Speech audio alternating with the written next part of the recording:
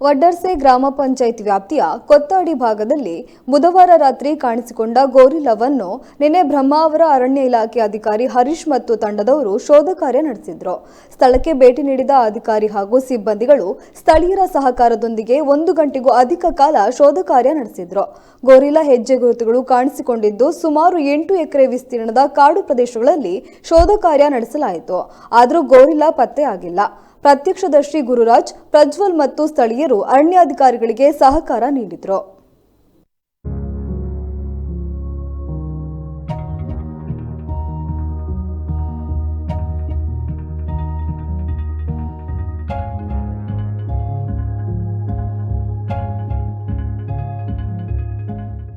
ನಾವೆಲ್ಲ ದಿನನಿತ್ಯ ಪೇಪರ್ ಹಾಕಿ ಮತ್ತು ಹಾಲಕ್ಕೂ ಬರ್ತಿದ್ದೆ.